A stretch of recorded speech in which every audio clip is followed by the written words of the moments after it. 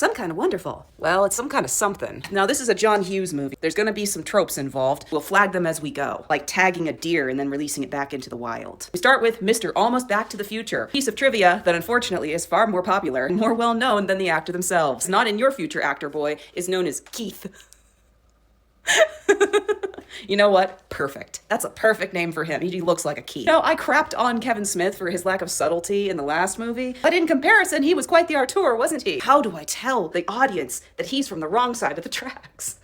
I'll show him walking on actual tracks. We're introduced to this sad sack because he happens to espy a girl that he's crushing on from behind a tree like a creeper.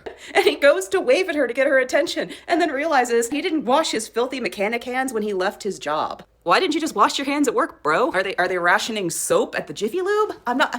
This is why we had a panini, you know. Wash your hands, people. We are then introduced to his best friend, Watts, which he calls her throughout the whole movie. It gets a little awkward later on. As you can tell, she has one main passion in life. She's a budding cellist. And we can tell because she's dragging her tuba phone around with her for the rest of the movie, lest you guys forget that she enjoys playing the piano. Watts is a tomboy, sporting the same haircut that me and literally all of my cohorts had in the 90s and 2000s. Since this is a John Hughes movie, it's in a high school. And at this high school, we kind of see a bit of a hierarchy involved. We see the jocks, the popular people, the awkward art kids. But John Hughes gets major flowers for this one because he introduced one of my favorite characters that I've seen in film, Duncan.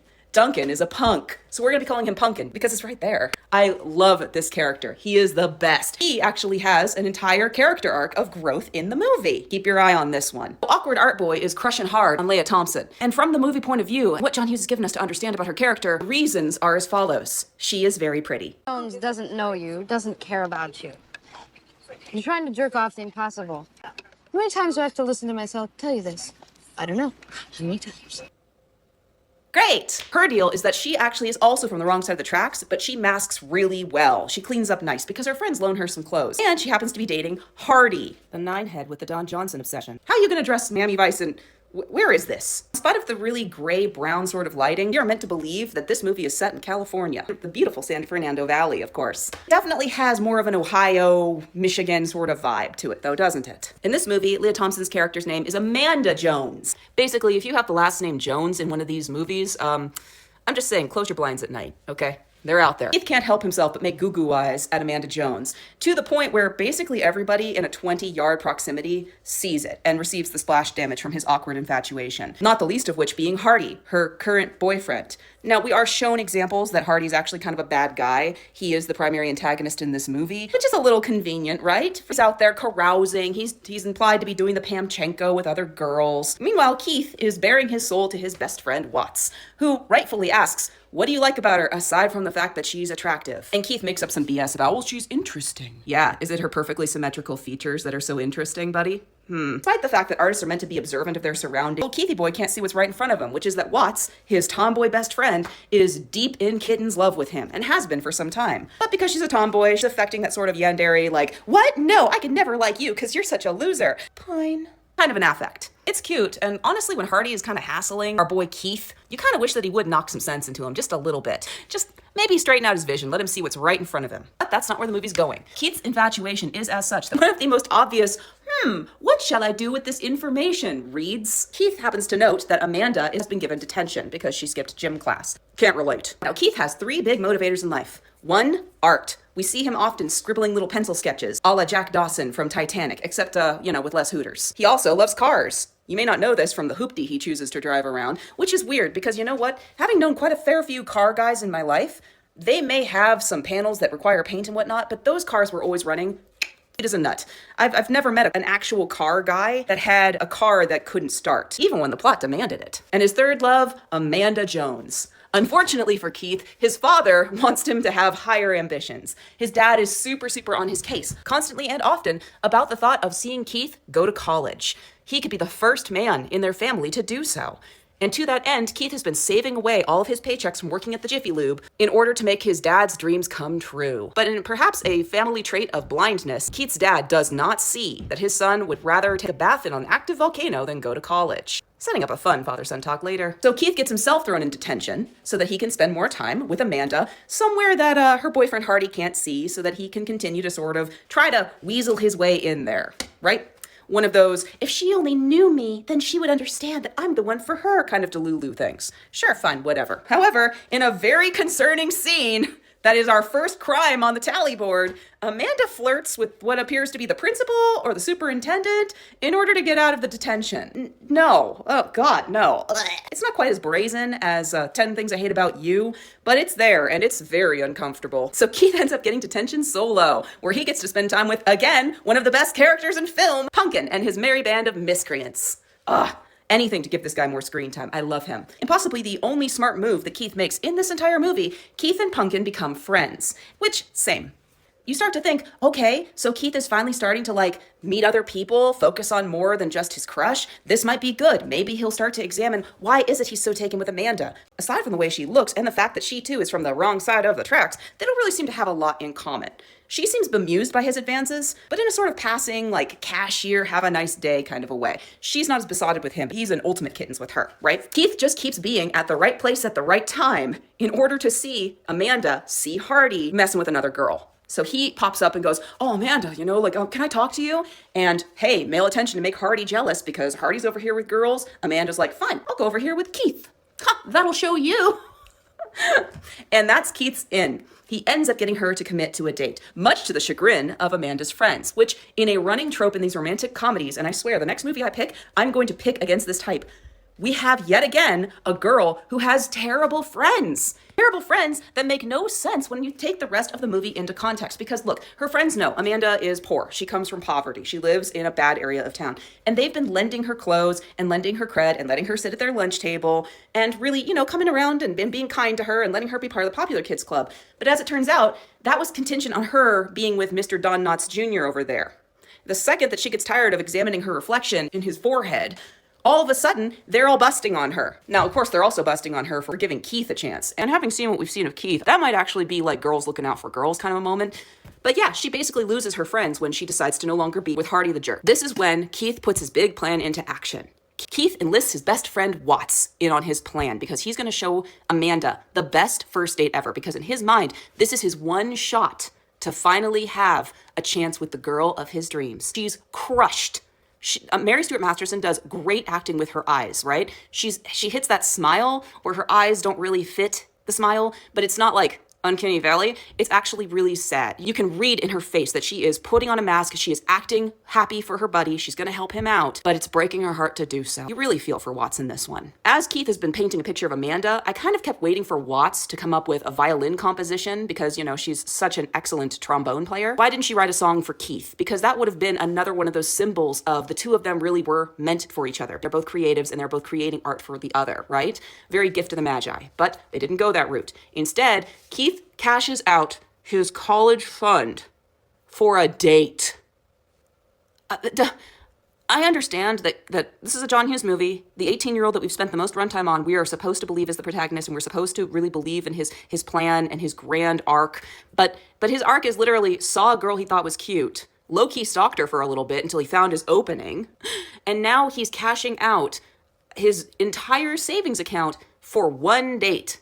Hey, hotshot. Let's say your one date works. What's the second date gonna look like? Because back then, y'all didn't have the option to Netflix and chill. Well, of course, Keith's dad finds out about this. And one of those shared concepts that we all have now, where we watch The Little Mermaid. As a kid, you watch it and you're like, oh, Ariel's in love, let her go be with Eric. But as an adult, you look at it and go, Triton's right, she's freaking 16. She's giving up her tail and her princessdom for some dude on a boat?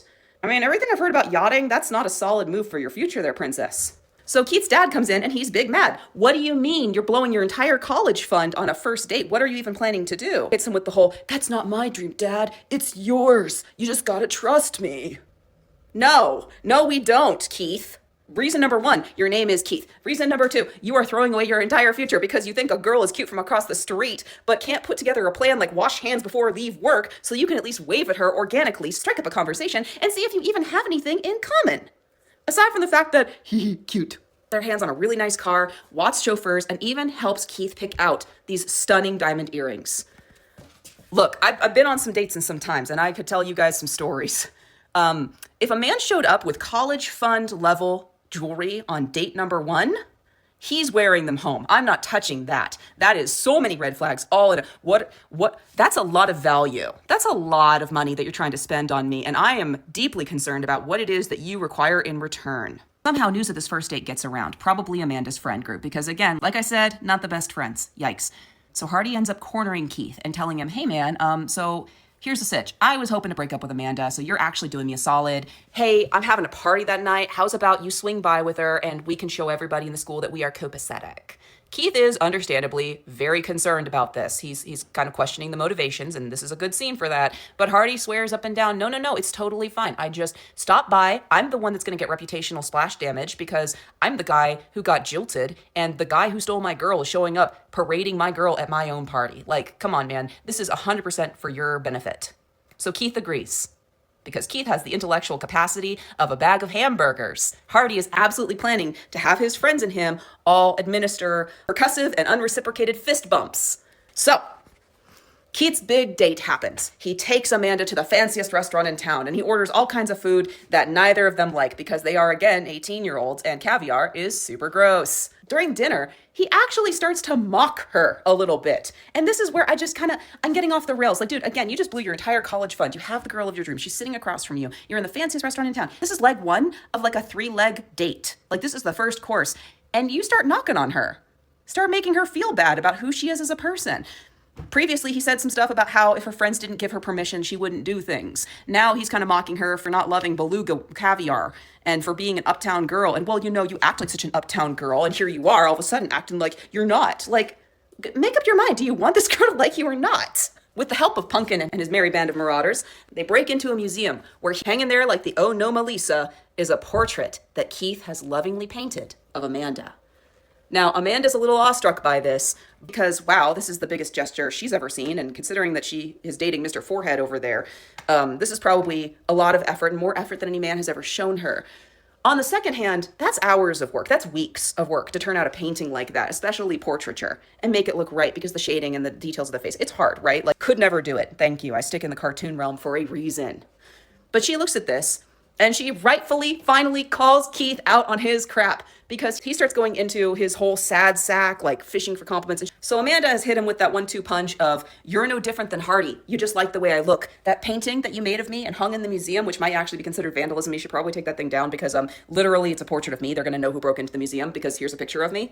The most high concept ever. But also, that painting isn't of my soul. Let's be real. It's of my physical appearance because that's what you're drawn to. And Keith hits her back because at this point he's decided that she's in on the plot, right? Because he figured out that Hardy is going to percussively fist bump him with his friends at this party. So he thinks that she's doing this on purpose to lure him there and she's in on it. So he lets her know and she's like, no, I'm not in on that. I'm super done with Hardy. That has nothing to do with you and me. That's a me and him thing and that's Kaputski's. That's done. I would never do that. Also, how is it that you like me so much and you think I'm such a terrible person that I would do that? Well, for whatever reason, he decides, well, I gotta face this guy eventually. Might as well be at the trap he's laid for me. What? No. Another classic Keith decision. Good job, bud. He rolls up to the party, they walk in, and Hardy is playing mob boss. He's playing Mr. I can't even be bothered to take the trash out myself. He's having his friends apparently drag Keith out to make an example of him on the front lawn. Weird flex, but okay. And that's when the true hero of the movie shows up, Pumpkin. Pumpkin and his friends show up, and I'm sorry, I'm gagged. Here's the scene. You're gonna have to beg. I don't think it's gonna be necessary. I don't want any trouble with you, all right? My parents are gonna be home in a little while. You leave now and we'll forget everything. All right, man, let's just cut the bullshit, all right? Please? I'm here to wipe the floor with your ass, and you know it, and everybody knows it, and you deserve it. Again, John Hughes, may he rest. He had a protagonist in this movie, and he instead chose to film Keith. He should have been following Pumpkin. I don't know about you, I want the Pumpkin spinoff. This guy is classic. And even better, when he offers to go beat the snot out of him, Keith finally finds his spine, and he steps up and he delivers this withering line. The truth? You want the plain truth? You're over. That's it? That's your big comeback. Some people have main character energy and some people are Keith. Well, that's okay because Amanda steps in and saves this. Wish I could live with that.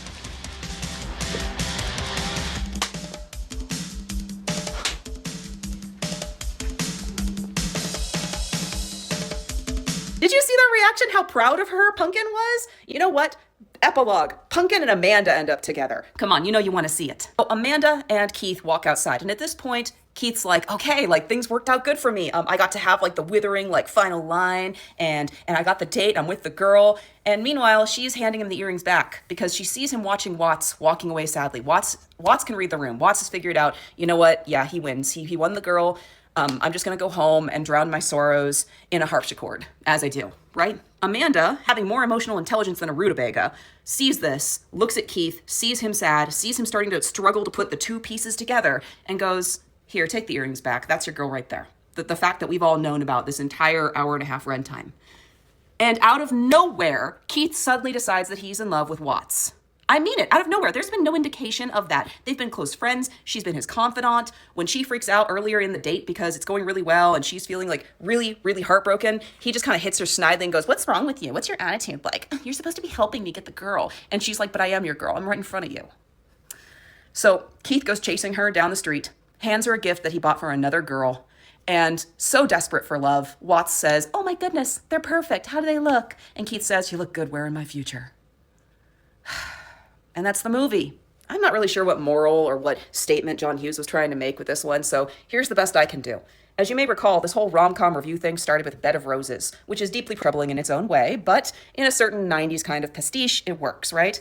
But having watched this movie now, I think we can all understand why Mary Stuart Masterson fell for Louis the Florist. Because if this is the level of effort she's used to receiving from men who are interested in her, I mean, it's definitely the opposite end of the spectrum. 90s, 2000s rom-com? Absolutely. It is both romantic and it is comedic, though maybe not in the way that John Hughes meant it to be.